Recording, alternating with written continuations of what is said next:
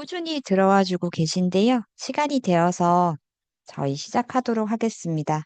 저는 오늘 사회를 맡은 지역의료 혁신센터 부소장 이혜진입니다.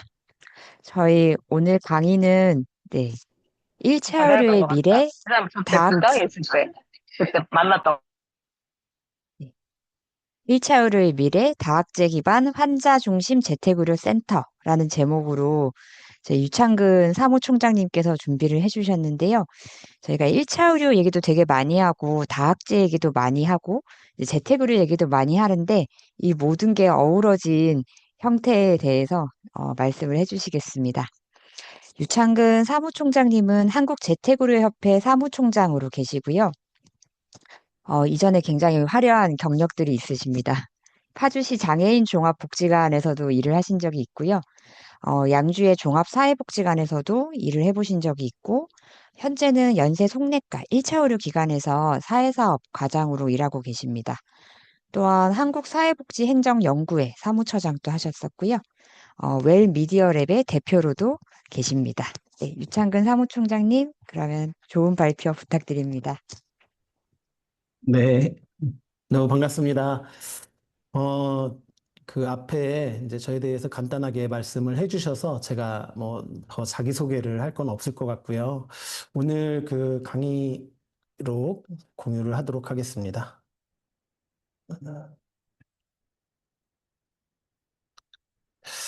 네, 제 강의록에는 그 이제 뭐 텍스트나 이런 내용들보다 사실은 영상들이 많이 있고요. 그 내용들 보면 이제 제목부터 너무 이렇게 공격적이지 않습니까? 1차 의료의 미래. 네. 어디서 처음 보는 사람이 갑자기 나와갖고 1차 의료의 미래를 얘기한다는 게 굉장히 공격적이고, 네, 그런 키워드이기도 하고요.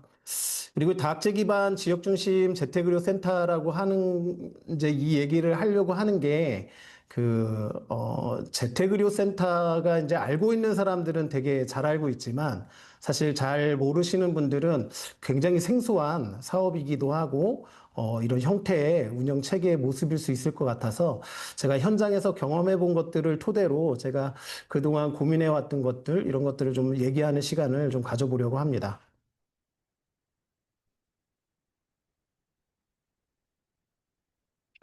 네, 여러분이 그 생각하시는 1차 의료는 어떤 모습일까요?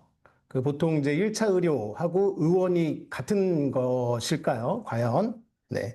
우리가 이제 보통 생각해보는, 의원들 보면, 후나 원카에서는, 포괄적이고 접근성을 갖고 있고, 지속적이고 조정성을 갖고 있는 그런 기능들을 하는 환자가 처음 만나고 또 지속적으로 만나고 삶을 전체적으로 아우르는 보건의료라고 이렇게 돼 있긴 합니다. 근데 이제 국민들이 실제로 경험하는, 우리들이 실제로 경험하는 동네 의원을 생각해 봤을 때, 동네 이제 뭐 다른 의원들보다 특히 이제 가정의학과나 내과 이런, 그런 곳들은 이제 저희가 이렇게 보면 사실 대기실이 붐비는 의원들이 있기도 하고, 그다음 가보면 진료를 간단하게 보고 어디 불편해서 왔습니까? 물어보면 어디가 불편해서 왔어요. 그러면 어디가 문제가 있는 것 같으니까 내가 약을 이렇게 처방을 해주겠다. 그러고 뭐 한 5일 정도 있다가도 계속 불편하면 다시 오세요라고 하겠죠. 아니면 검사를 한 후에 이거는 이제 저희가 볼 수 있는 상황은 아니고 조금 더 큰 병원으로 한번 가보세요. 이렇게 말씀을 드리곤 하죠. 보통 대체적으로 그냥 평상시에 저희가 동네 의원에서 겪는 일들이라고 볼 수 있죠. 근데 실제로 저희가 이제 이렇게 키워드를 던졌으니까 1차 의료라고 얘기했을 때 우리가 어떤 모습을 그리고 있는지 다시 한번 고민해 볼 필요가 있겠다라는 생각이 들었습니다.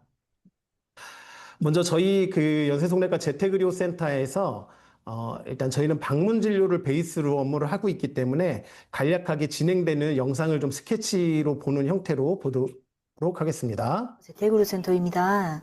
윤님 연락처 맞을까요? 네, 여기 연세송내과 재택의료 센터라고 하는 병원이고요. 네, 저희 제가 복지센터에서 환자분 그 방문 진료 통해서 의사소견서 발급 요청하셔서 연락을 좀 드리게 기본적으로 되었어요. 사회복지사가 첫 혹시 지금 보호자님 한 5분에서 상담을 10분 따로 정도 통화 안내를 좀 하시는 괜찮으실까요? 행정이나 네. 안내를 하시는 분이 따로 저희가 안 그 계시고요. 센터에서 안내 사회복지사가 받으셨겠지만 직접 다음 주 접수 화요일 전화도 오전에 받고요. 방문 진료 이 일정이 좀 접수 통화에서 있고요. 사실은 알게 되는 저희가 이제 분들이 의사소견서는 많습니다. 환자분 컨디션에 전화를 관한 하는 이제 부분과 전반적인 내용이 좀 들어가야 돼서 환자의 네, 관계라든지 여쭤보려고 그 하고 안에서의 소견서 보호체계가 제출은 어떻게 만들어져 17일까지 있는지 필요하시다고 그리고 하셨는데 어떤 맞으실까요? 기준과 어떤 욕구를 네. 갖고 전화를 신경과랑 하셨는지 비뇨기과는 어떤 것 그리고 때문에 의사소통하는데 좀 문제는 지금 이용하고 없는지 계세요? 다양한 네, 부분들을 머리 뇌 수술을 스크리닝하게 되고요. 하셨는데 그걸로 인해서 잡수고 계시고 소변이 그냥 너무 자주 마려우시고 알겠습니다. 예. 네, 그러세요. 사회복지사가 일정을 정하고 이 일정을 의료진한테 전달을 하면 의료진이 그날 방문을 하게 됩니다. 의사, 간호사, 사회복지사가 함께 방문을 하게 되고요. 안녕하세요. 이거 미끄러우니까 조심하세요. 안녕하세요.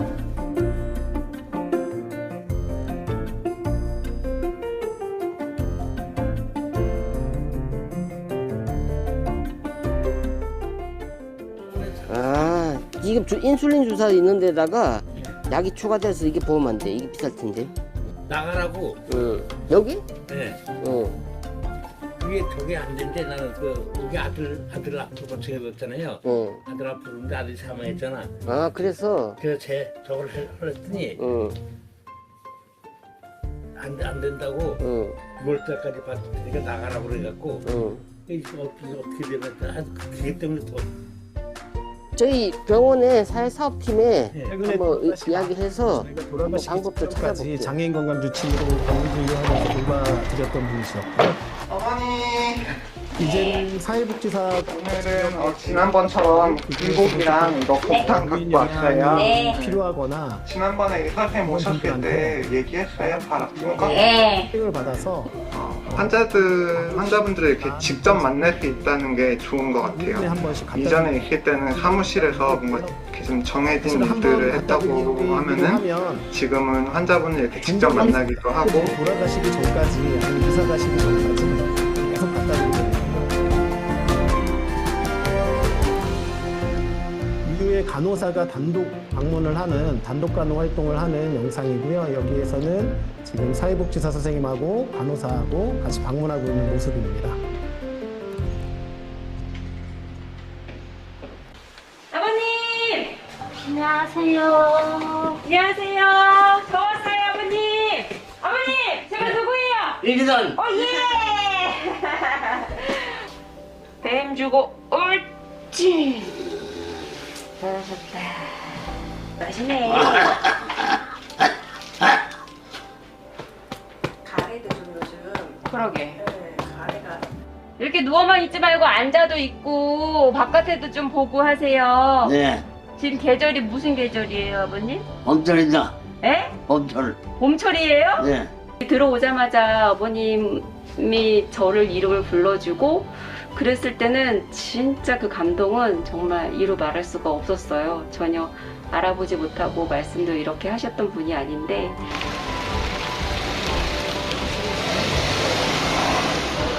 인지 상태가 굉장히 떨어져 있는 상태로 사람을 알아보지도 못하시고 이렇게 말씀도 정확하게 표현하지 못하고 일단은 이제 누가 누군지 가족도 잘 못 알아보는 형태에서 대구로센터입니다. 맞습니다. 그런 형태에서 저희가 만나게 됐고요.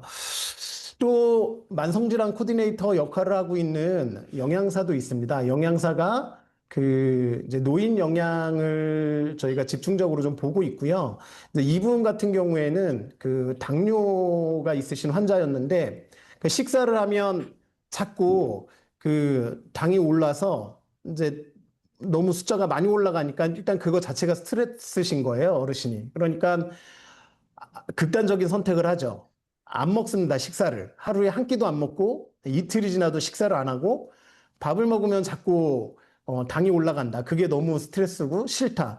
그래서 결국은 종아리살도 다 빠지고 거동이 불편해지셨어요. 그래서 저희가 방문 진료를 하면서 여기는 다른 치료보다 이분한테 당뇨를 좀 조절할 수 있게 식습관 조절이라든지 어떤 활동들을 하는 게 좋을까 이런 거에 대해서 영양사가 나가서 식습관 조사를 하고 그다음에 냉장고 점검을 하면서 식재료들을 어떤 것들을 쓰고 있는지 간식은 어떤 간식을 좋아하시는지 영양 평가를 하고 그다음에 당뇨에 대한 교육들을 합니다. 그래서 잘 관리할 수 있도록 이런 방문 관리를 하고 있고요. 이 관리하는 모습도 저희는 오늘 설탕 안 쓸 거예요. 양파랑 호박에서 그 단맛, 천연 단맛으로 맛있는 거 만들 거예요. 이거 갈비 진짜 잘하시네, 우리 어머니. 까지 거동이 그래서 불편하시다가 양파 이제 투명해졌다 하면은 거동 나가고 호박 들어가고요. 영양 관리를 하고 이러면서 최근에 이제 지금 조금씩 호박 일을 맛있기도 하시게 하고 되셨거든요. 내가 또 그래서 달콤한 저희가 맛도 내주고. 작업치료사를 방문해서 정기적으로 다시 들어가서 집안에서 운동할 수 있는 방법 이런 것들을 알려드리고 이따가 다른 영상에서 보시면 이분이 사는 집이 봐봐. 하나대 야채가 많아서 기름 많이 했죠. 외부 그 계단을 기름 맛있는 기름에 채집이 또 나오죠. 계단을 통해서 이제 오르락내리락 하시는데 뭐 재료도 그 씻고 고동이 불편하면 아예 외부와의 그래서 여기 간접이 여기서 되죠. 고기를 볶아. 우리 두부는 맨 마지막. 양념까지 하고 나서 맨 마지막이에요. 후추는 넉넉히 해도 돼. 왜냐면 이거 살짝 매콤하거든요. 처음에는 고춧가루 3개. 제일 고민이 많으셨어요. 왜냐하면 된장 이런 하나. 좀 누구한테 보여주는 게 싫고 사실 의사나 간호사가 오는 것도 간장, 진간장 부담스러운데 있으면 간장 3개. 거기에 영양사, 작업치료사 이런 사람들이 들어오게 되는 거에서 되게 부담을 많이 가셨던 사례입니다. 요거는 이제 저희가 그 방문재활로 작업치료사를 고용해서 작업치료 활동을 하고 있는 모습입니다. 지금 이 어르신은 그 마상 상태로 전혀 거동이 안 되시는 분이었는데 누워 있는 상태에서 조금씩 운동을 할 수 있게 알려드리고 그리고 서기 연습을 하고 그렇지, 몸 돌려가지고. 그 과정들을 지금 한 분을 대상으로 그 과정들을 이렇게 영상으로 갈 때마다 다리 반동을 이용해 이렇게 놓은 영상입니다.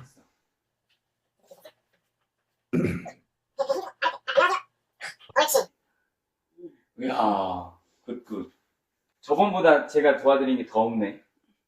거의 95% 혼자 일어났어. 둘, 셋, 넷, 다섯, 여섯, 셋, 넷, 다섯, 여섯. 쪽도 잠그고. 옳지. 아우, 굿짝. 뒤로 넘어간다, 넘어가. 방문재활 그렇지. 치료 장단점이 분명히 있습니다. 일단 병원에 와서 지금 재활 치료를 받으면 물론 오른발, 그렇지. 왼발도 제대로 뛰자. 그렇지. 다양하고 좋은 운동들을 많이 할 수 있겠지만 잡아당기지 말고. 결국은 이 어르신들이 집에서 생활을 해야 되고 재활 치료를 받으러 재활병원에 자주 오지 않고 이제 가족이나 누군가의 도움을 빌어서 가야 되는데 갈 수 없으니까 천천히. 대부분 집에 그냥 계시거든요. 근데 저희가 집으로 찾아가게 되면 대기하거나 기다리는 시간 없이 저희랑 스케줄만 맞으면 저희가 그 시간에 맞춰서 가서 활동들을 충분히 하고 가장 좋은 거는 사실은 가족들이나 다른 돌봄 종사자들이 있는 곳에서 그리고 내가 주로 활동하는 그 환경 안에서의 운동들을 하기 때문에 실생활에 바로 적용이 가능합니다. 그러니까 이렇게 거실을 가고 화장실을 가고 이런 운동이 가능한 거예요. 그러니까 아까 처음 영상에 이렇게 그 침대에 누워서 다리조차 제대로 이렇게 움직이지 못하셨던 분이 이제 거실 정도는 보행할 수 있게 만드는 일. 최소한의 집안에서의 활동 가능하게 만들어주는 일들. 이렇게 하면 당사자들이나 보호자들도 사실은 이제 욕심이 나거든요. 이게 집안에서 그냥 누워만 계실 줄 알았는데 집에 누군가가 와서 저희가 뭐 일주일에 한 번 아니면 뭐 2주에 한 번 그 환자 상태에 따라서 환자의 경과에 따라서 횟수는 좀 달라지기는 하는데 어쨌든 지속적인 이런 관리나 연습, 훈련 그리고 보호자 교육 등을 통해서 계속해서 일상생활을 어떻게 하면 유지할 수 있는지에 대해서 계속해서 훈련을 시키거든요.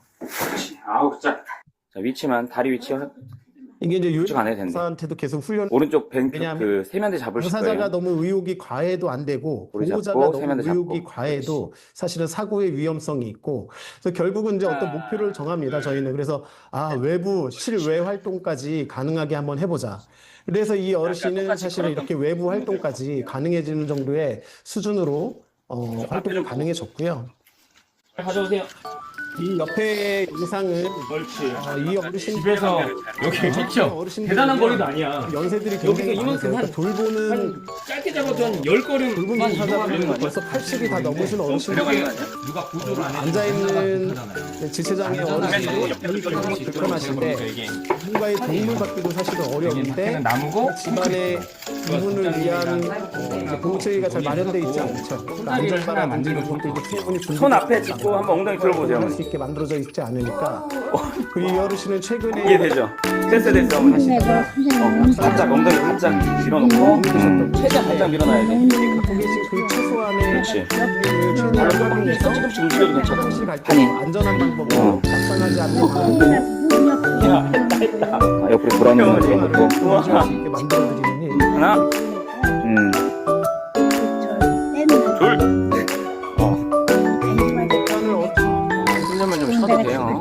뛰는 것도 굉장히 좋은 전략이에요. 나성진랑 코디네이터 영양사가 나갔던 그 어르신이고요. 저 계단을 저렇게 누구랑 그냥 하셔야 될 텐데 활동을 계시는 건데 강요 때문에 식사하시는 두렵다 식사 안 하시고 그리고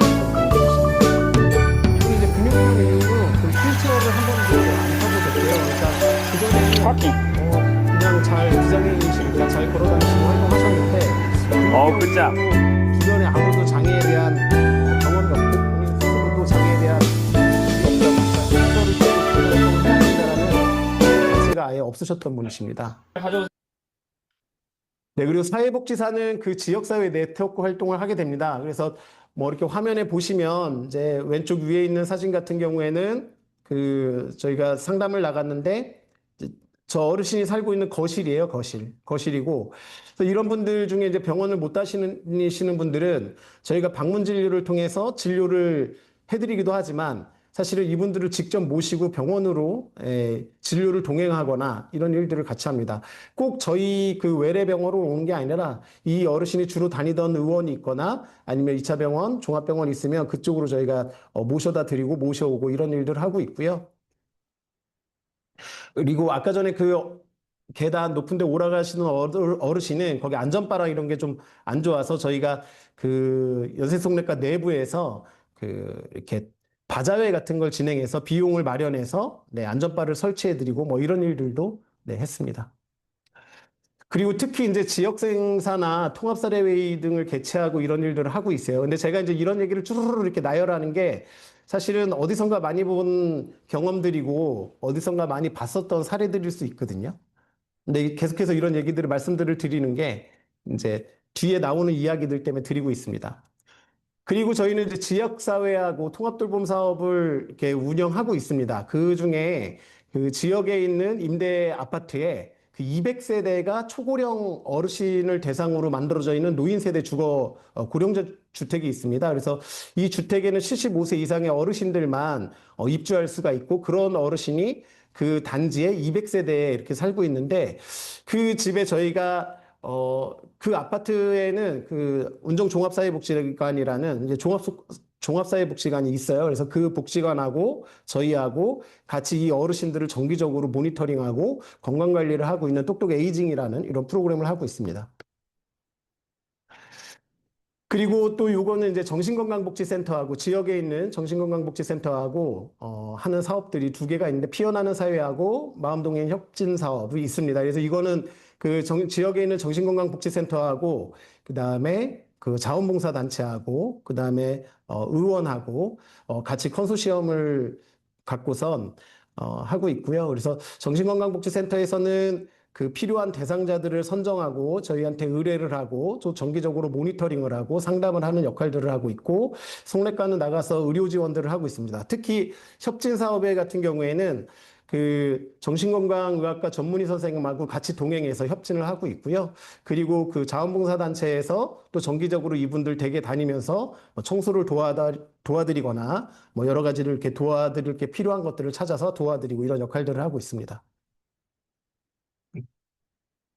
그리고 이제 그 의원에서는 또 이게 집에만 계신 어르신들이다 보니까 몇 년째 집에 있죠. 그러니까 저희는 뭐 하루만이라도 집에서 일주일만이라도 집에서 그냥 가만히 누워 있으면 되게 우울하고 그렇잖아요. 근데 이 어르신들은 벌써 뭐 2년째, 3년째, 5년째 이렇게 그냥 집안에서 외부 활동을 전혀 못 하시고 계시는 거예요. 그러니까 이런 분들이 다른 우리가 이 신앙생활하고 굉장히 우울해져 있고 사실은 미래에 대한 전혀 이제 기대가 없으시죠. 그러니까 이분들이 저희가 가면 하는 말이 그냥 빨리 편안하게 정리야, 가고 너는 싶다 이런 말씀이 하나님이 너를 사랑하니까 그럴 수밖에 없는 것 같아요. 이미 이제 안심하고 다 잘 포기하셨거든요. 내가 살라니. 뭔가 할 수 있다라는 거에 대한 포기가 너무 있고 난 뒤라서 그냥 있다가 난 죽을 텐데 이렇게 말씀하셔서 이런 것들을 조금 깨주는 뭔가 삶에 조금 다른 이슈를 좀 이렇게 한계를 할 수 있는 이벤트들이 좀 필요하고요. 그래서 이런 활동들을 저희가 저희 어르신들한테 좀 하고 있고. 알겠어? 어.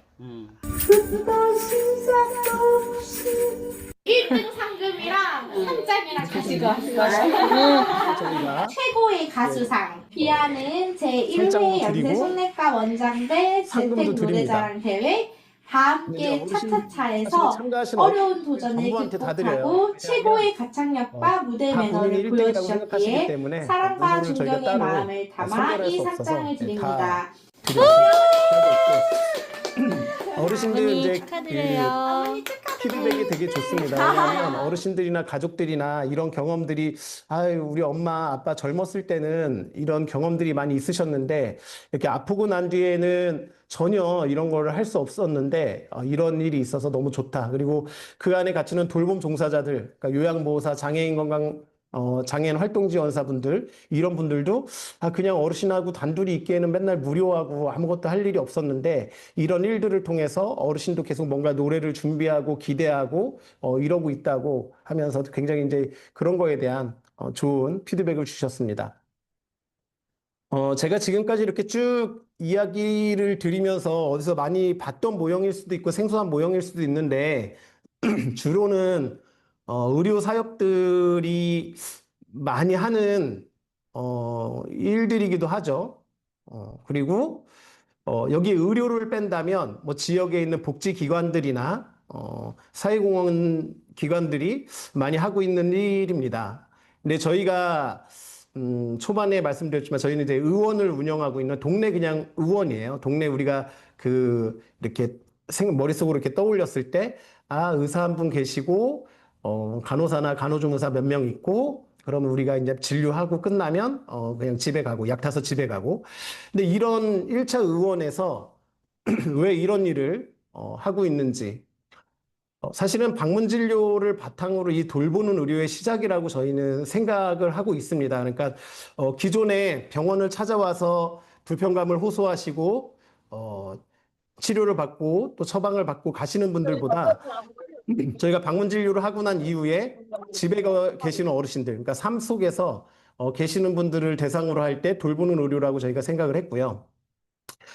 이 방문 진료를 이제 바탕으로 의원들이 일을 하기 위해서는 사실은 수가도 필요하고 거기에 맞는 사업들이 필요합니다. 그래서 현재는 크게 저희가 참여하고 있는 이 방문 진료를 베이스로 참여하고 있는 사업이 장기요양 재택의료센터 시범사업, 그다음에 1차 의료 방문진료 시범사업, 그다음에 장애인건강주치 시범사업 이런 사업들이 지금 보건복지부의 주관으로 사업이 진행되고 있고요. 지금 재택의료센터 시범사업은 전국에 총 135개소가 선정돼서 추진하고 있고, 그다음에 1차 의료 방문진료 사업은 전국에 3,600개소가 이제 등록은 했습니다. 등록은 해놨는데 실제로 그 청구가 들어오는 걸 봤을 때는 한 10% 정도. 그러니까 실제로 방문진료 활동을 하는 건수는 그렇게 많지 않은 거죠. 이런 활동들이 좀 있고요. 그다음에 장애인건강주치 시범사업에도 참여하고 있는 기관은 전국에 541개소가 등록은 돼 있지만 그 안에 방문진료를 하고 등록을 해놓은 기관은 198개소입니다. 근데 사실은 이것도 등록만 돼 있고 실제로 198개소가 방문진료를 다 하고 있느냐 이렇게 물어보면 사실은 저거보다 훨씬 더 적은 숫자의 의원들이 활동을 하고 있습니다. 그리고 기타 이제 컨소시엄 사업들이나 지역의 여러 가지 지자체 사업들이 있습니다. 그래서 퇴원 환자 재가 의료 지원 사업이 전국의 230개 지역에서 지금 진행이 되고 있고요. 그다음에 경기도 교육청에서 진행하고 있는 장애인 학교에 그 의료인을 파견하는 사업들, 이게 한 50개소 학교가 참여하고 있습니다.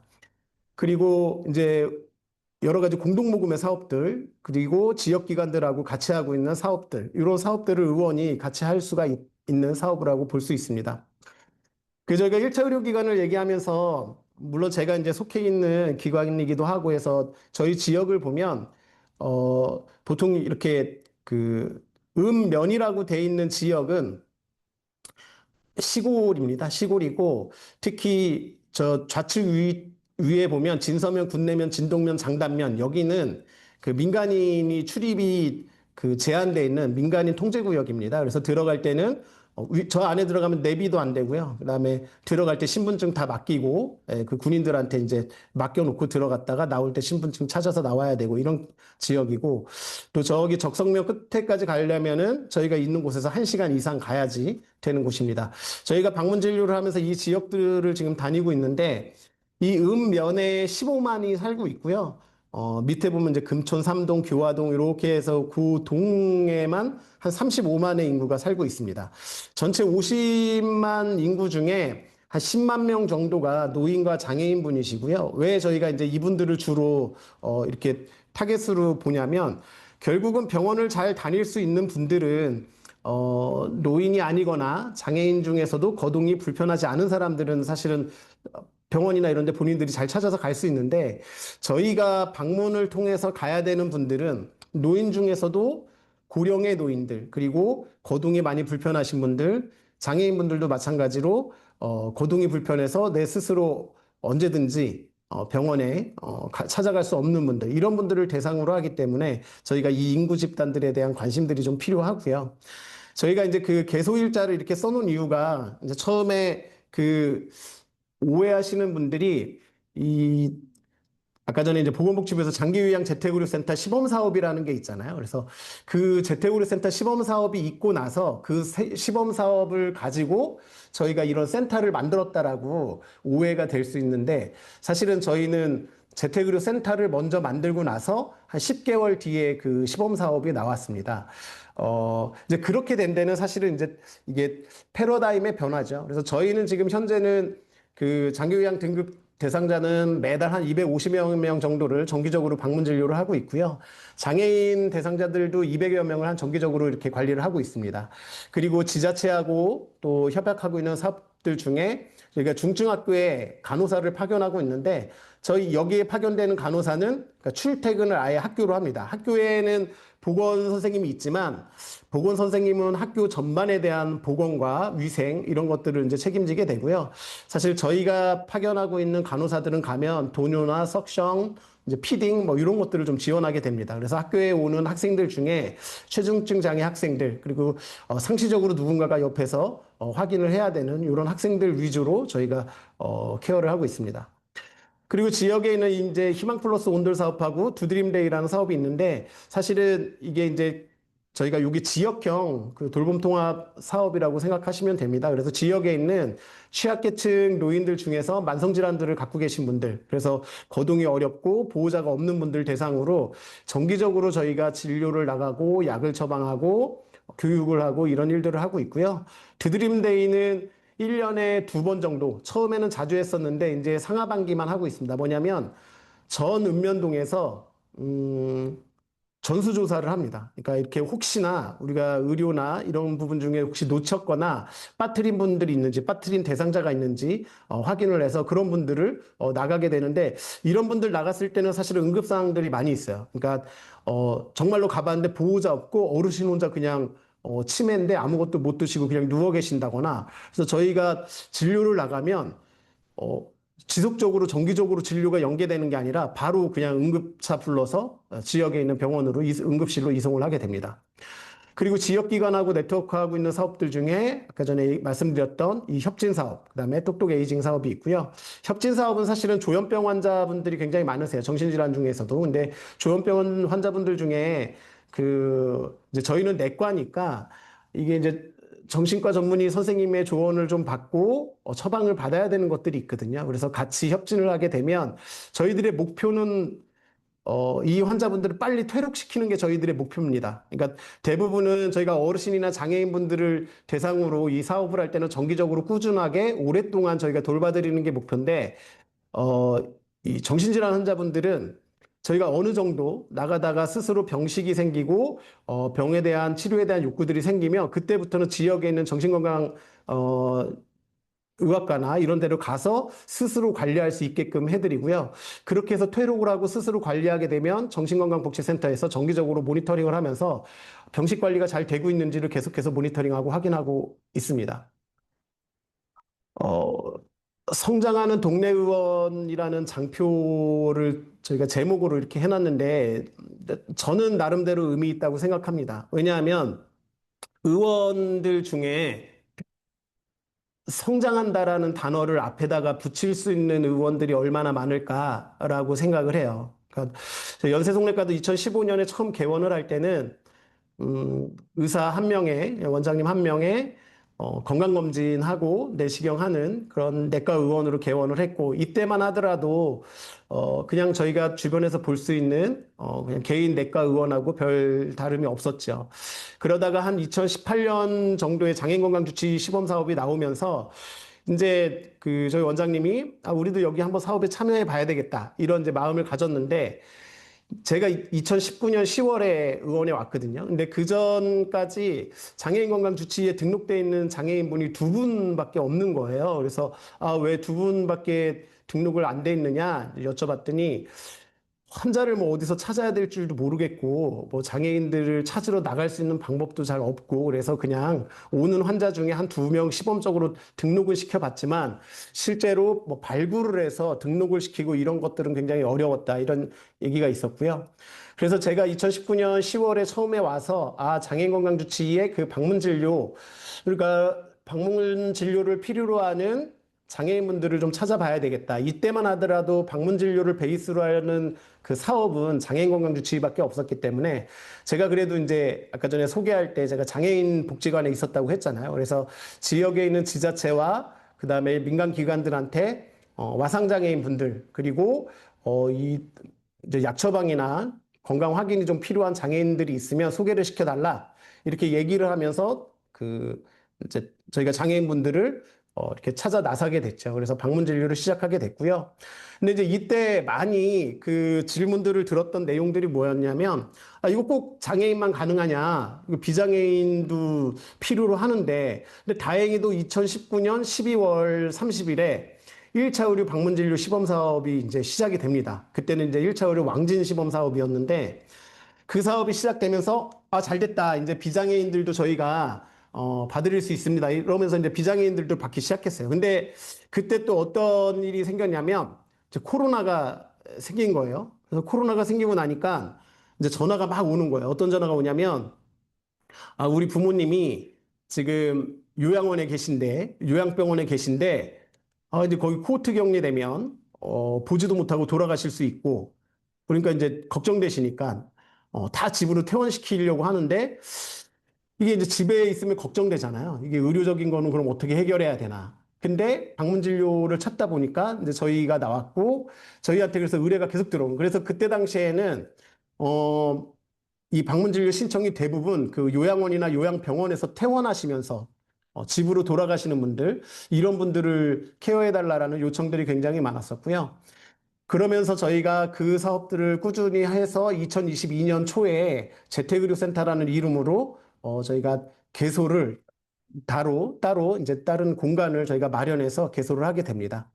그리고 2023년에는 저희가 이제 최초로 성과공유회를 하는데요. 이게 최초라고 말하는 게 되게 이상하잖아요. 왜냐하면 성과공유회라는 건 사실은 어디에서든 어떤 사업들을 하고 나면, 특히 사회복지사는 당연한 거거든요. 왜냐하면 저희는 이제 국가 보조금을 받아서 하는 사업들을 주로 하다 보니까, 어떤 사업을 받아서 1년 동안 진행하고 나면 사업의 그 성과와 그 다음에 평가를 하기 위해서 언제든지 공유를 하고, 실적에 대해서 이렇게 공유를 하고, 이런 일들을 하는데, 이게 이제 동네 의원이잖아요. 그러니까 의료사업이나 뭐 병원급이나 이런 곳이 아니고 그냥 동네 의원이니까 사실 이런 거 한 번도 해본 적이 없는 거예요. 그러니까 날마다 그냥 오는 환자들 만나고 그 환자들 처방하고 이런 일들만 해봤지 뭔가 다른 이벤트를 계획해 보거나 이런 마무리를 하는 거에 대한 경험이 너무 없어서 그래도 우리 한번 해보자. 그래서 23년에는 저희가 유튜브에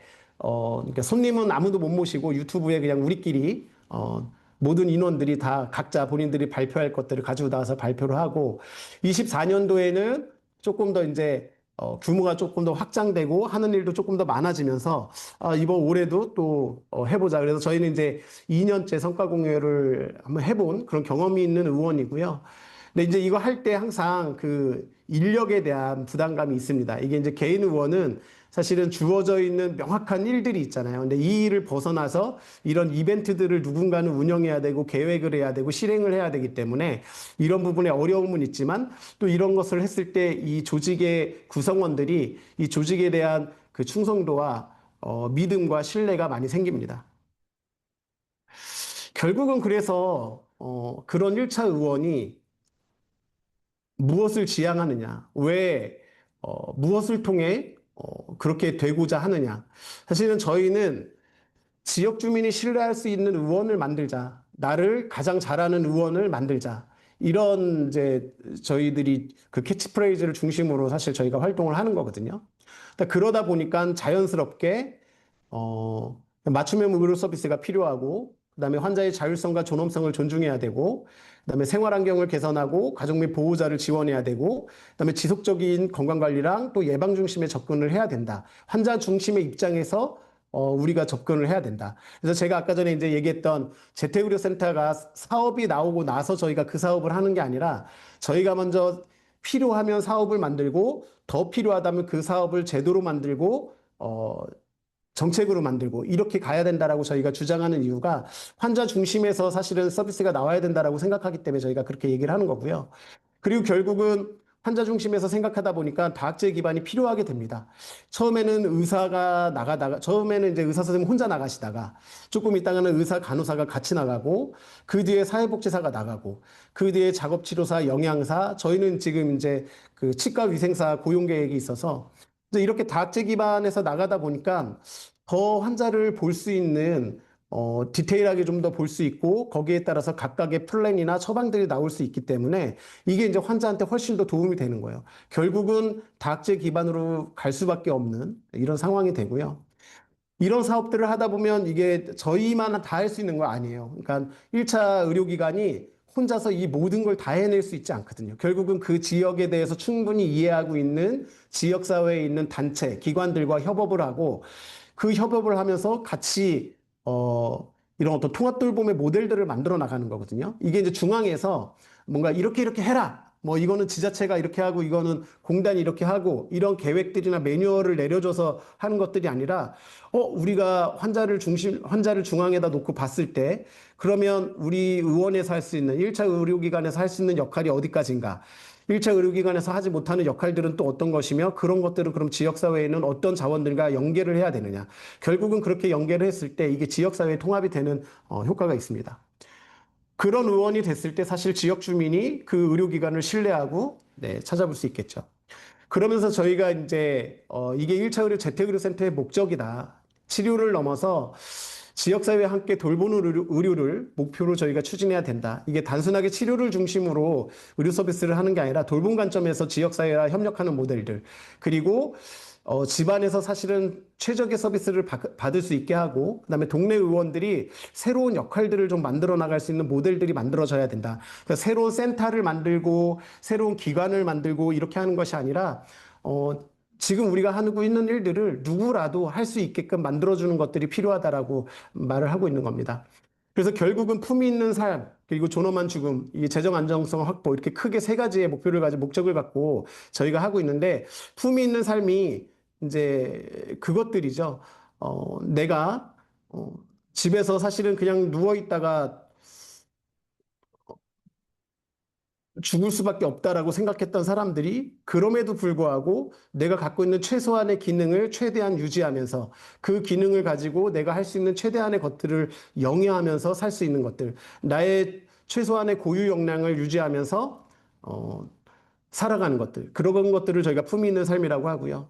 존엄한 죽음은 내가 죽기 전에 그냥 요양원이나 요양병원, 그러니까 보통은 이제 저희가 그렇게 되죠. 노인이 뭐 70세 후반 정도 되면 뭐 낙상이라든지 아니면 어떤 질환으로 인해서 갑자기 이제 어떤 건강의 이슈가 생겨서 눕게 되고, 그러다 보면 이제 병원으로 가죠. 응급실 갔다가 병원으로 가면 이제 뭐 몇 번 집에 왔다 갔다 하겠지만 병원으로 가고, 그런 횟수가 빈번해지다 보면 결국은 집에서 돌볼 수 있는 형태가 안 되면 요양원이나 요양병원에 입소를 하게 되죠. 입원을 하게 되고, 입원을 하고 있다가 좋아지지 않으면 거기에 계시다가 응급실 가게 되고, 응급실 가면서 가족들한테 어머님이 아버님이 갑자기 어제부터 이렇게 호흡이 가빠지시고 이랬습니다. 한번 보셔야 되겠습니다. 이러면 이제 응급실로, 중환자실로 가족들이 찾아오게 되고, 그러면서 사실 가족들이 헤어지는 거거든요. 이 안에 사실은 그 병원에 가서 사망하신다고 해서 이게 존엄하지 않은 죽음이라고 얘기하는 것이 아니라 당사자의 선택권이 어디까지 있느냐, 내가 죽음의 결정권을 어디까지 갖고 있느냐, 이런 부분에 대해서 사실 얘기하는 겁니다. 결국은 그래서 이런 분들이 집에서 응급실을 가는 횟수를 최소한으로 줄이고 병원에 입원해 있는 그 기간을 최소한으로 줄일 수만 있다면 최소한의 건강보험의 재정이 조금이라도 보존을 저희가 도울 수 있지 않을까. 그렇다면 그것이 재정 안정성을 확보하는 일이 될 수 있지 않을까. 이런 생각을 하고 있습니다. 그 세 가지 목적을 이렇게 사진으로 그냥 표현한 거고요. 첫 번째는 이 어르신도 그 고혈압, 당뇨, 만성질환이 있으신 어르신인데, 이분 저희가 집에 찾아가서 교육시키고 어떤 약 드시는지 보고, 그다음에 어떤 식사를 하시고 간식은 뭐 드시는지 보는 거예요. 이분이. 그리고 이분 계속해서 지금의 상태를 유지할 수 있게끔 관리를 해드리고,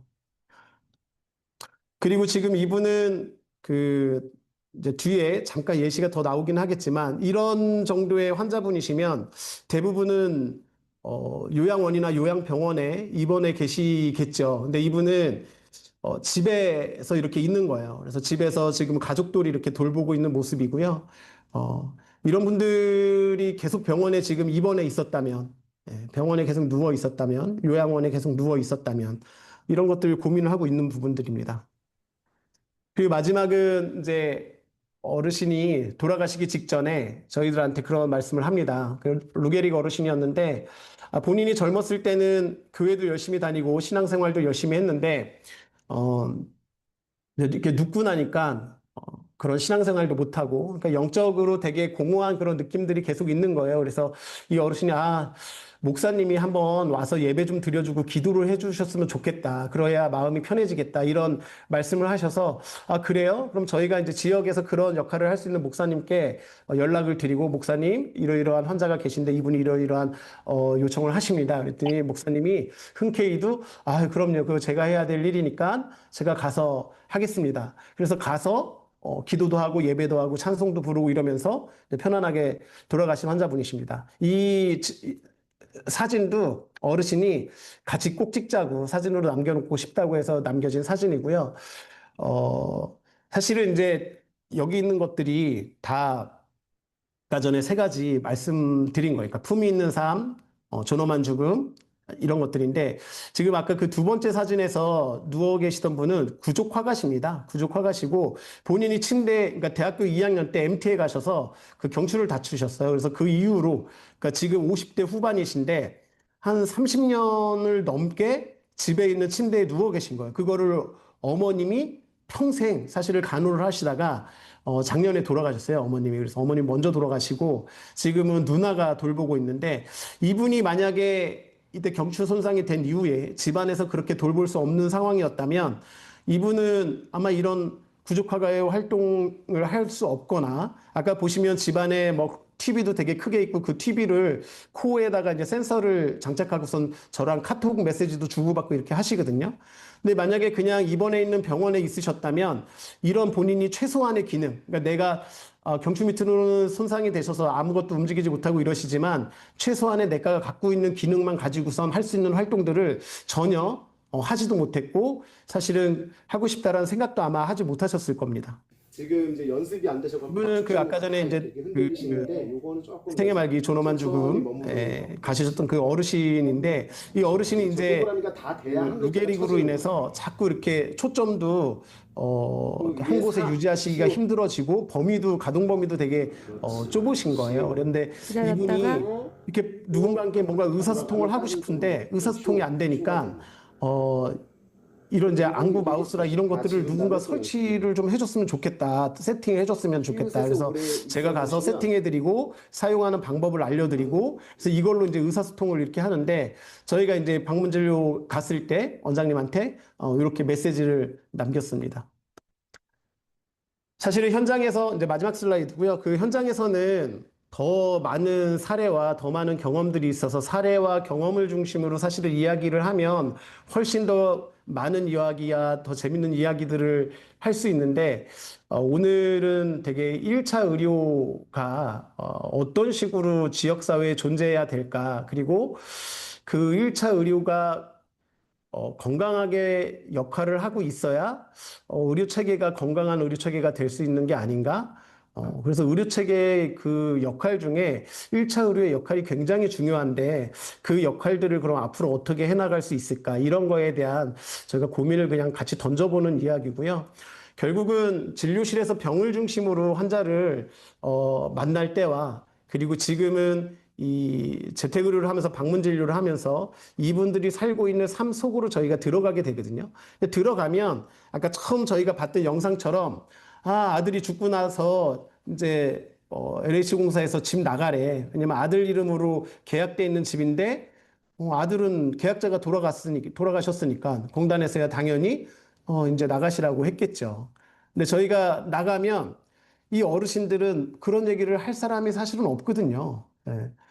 그러면 나갔을 때 이제 그 어르신들한테는 그나마 믿을 만한 사람들이 저희밖에 없고, 저희한테 이야기를 하면 저희가 도움을 드릴 수 있으면 직접적으로 도움을 드리는 거고, 저희가 도움을 직접적으로 드리지 못하더라도 지역에 있는 자원들하고 충분히 지지 체계를 형성시켜드리고 자원들을 연계를 해서 문제를 해결할 수 있는 이런 형태로 만들어지는 것이 이런 1차 의료 재택의료센터가 추구하는 가치라고 생각이 듭니다. 귀한 시간 경청해 주셔서 감사합니다.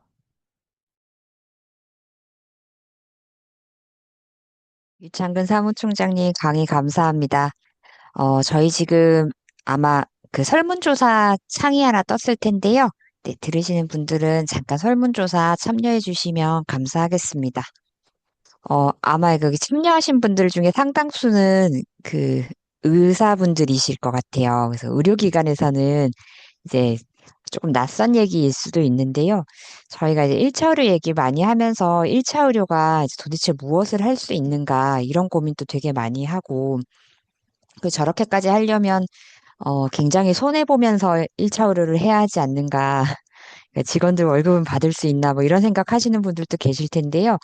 이제 지금 유창근 사무총장님 계시는 연세 속내과는 굉장히 운영도 탄탄하면서 이런 여러 가지 사업들을 하고 있어서 저희가 아주 새로운 1차 의료의 뭔가 좋은 모형을 들여다볼 수 있는 기회가 아닌가 생각됐습니다. 혹시 질문 있으신 분들은 마이크 켜고 질문해 주셔도 좋고요. 아니면 말씀하시기 힘드시면 채팅창에 남겨주셔도 괜찮습니다.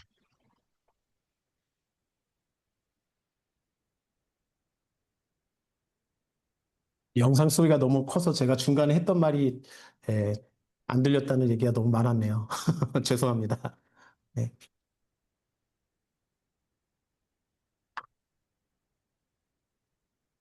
자료는 뭐 필요하신 분들은 그냥 다 공유는 가능합니다. 네. 자료는 나중에 저희가 PDF로 변환하고 동영상 제외하고 그러면 공유해 드리도록 하겠습니다. 네. 질문 있으시면 그냥 마이크 켜고 말씀해 주셔도 괜찮으세요.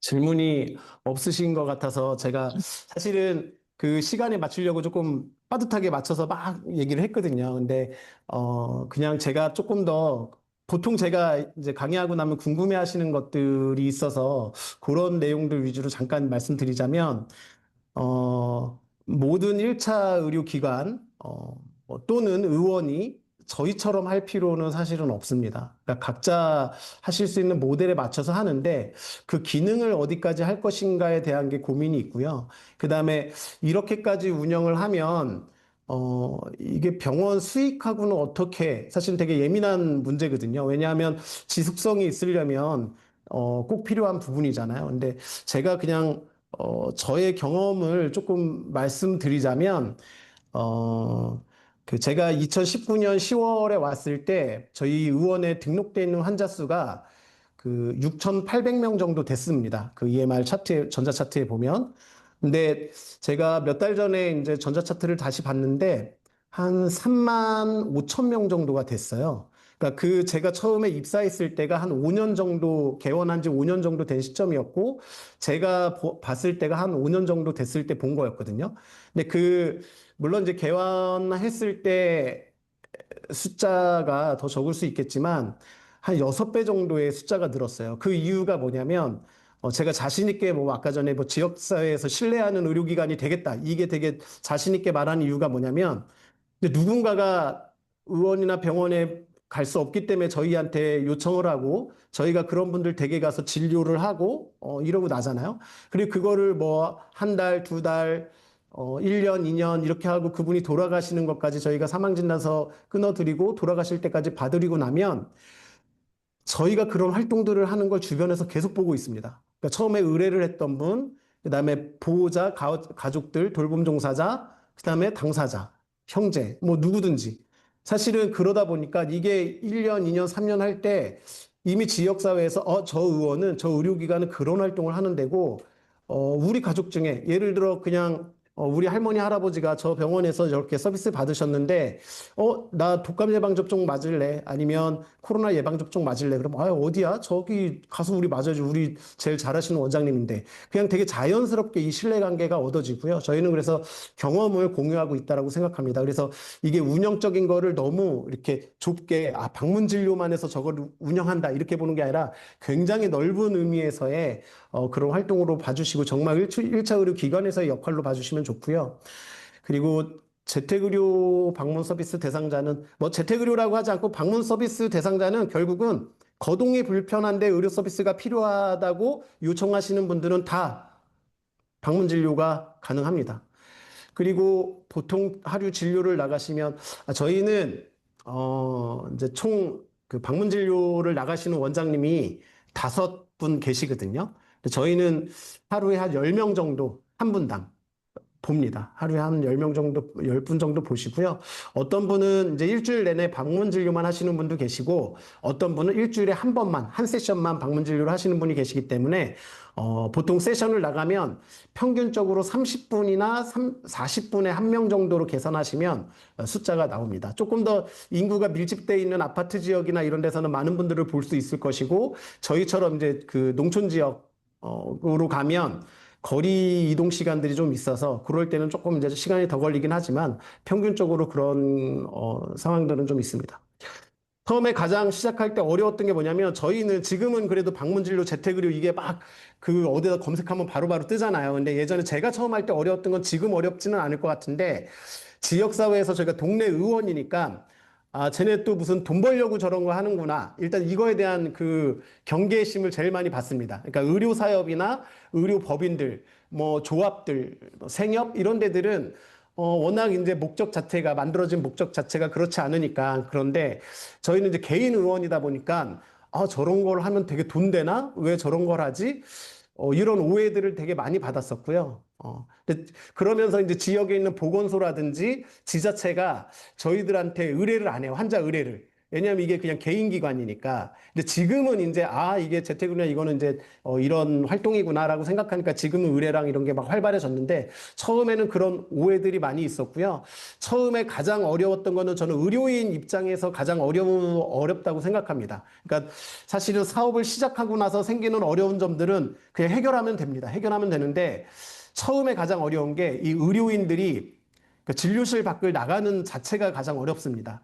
특히 이 개인 의원의 원장님들이 개원을 하고 나서 맨날 진료실에 오는 환자들은 이렇게 익숙하잖아요. 보는 방식이나 이런 것들이. 그리고, 이제 안에 이제 직원들도 있으니까 직원들한테 이런 것 저런 거 이렇게 오더 내리면 되고 하니까.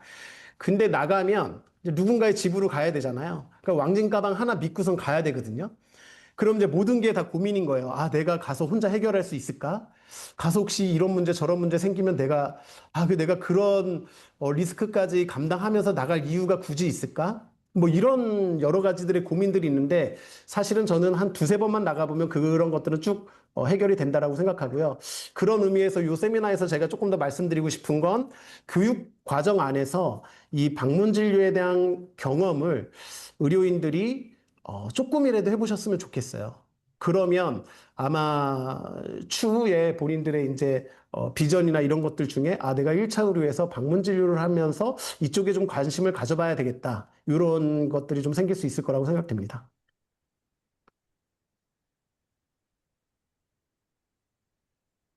네. 저희 이창근 사무총장님 답변 주시는 동안 질문들 올라온 것도 다 말씀 주셨고요. 네, 염은경 선생님께서 질문 주셨는데 네, 이거 사무총장님 마지막으로 요거 답변 부탁드립니다. 답변할까요? 네, 네.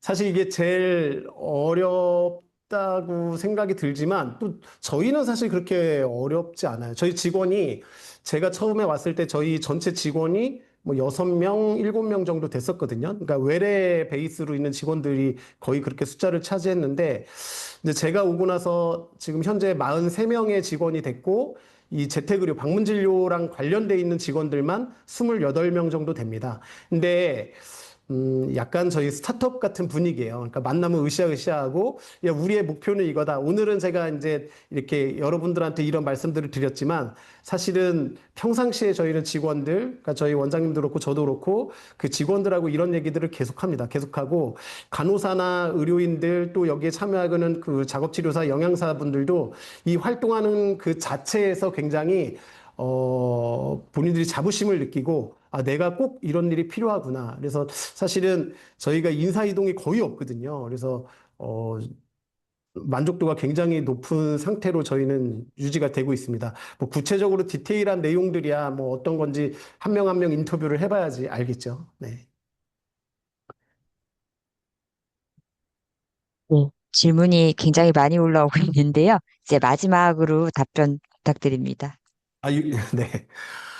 직종병을 필수라고 할 수는 없지만, 저희 이제 한국재택의료협회에서 재택의료인을 위한 포커스온이라는 심화 교육 프로그램을 하고 있습니다. 그래서, 올해도 상반기에 한 60여 명 대상으로 했고요. 하반기에도 계획이 돼 있고, 재택의료센터는 결국은 계속 만들어질 거거든요. 그리고 재택의료센터가 계속 만들어지기 위해서는 1차 의료 방문 진료를 하는 또 의료인들이 계속해서 늘어나야 됩니다. 근데 이런 의료인이나 재택의료센터가 계속 만들어지면서 누군가는 모델을 제시해야 되고 모형을 만들어야 되고 이 교육에 대한 것들도 계속 하고 있어야 돼서 결국은 이 일을 가장 오랫동안 해오고 가장 관심이 많았던 그 한국재택의료협회에 있는 구성원들이 여기에 먼저 이제 밟아간 주자들이기 때문에 이분들이 지금 그 교육 프로그램 안에서 강사로 다 활동을 하고 있기 때문에 실질적인 강의 프로그램들이 그쪽에서 많은 도움들을 얻고 있는 걸로 알고 있습니다.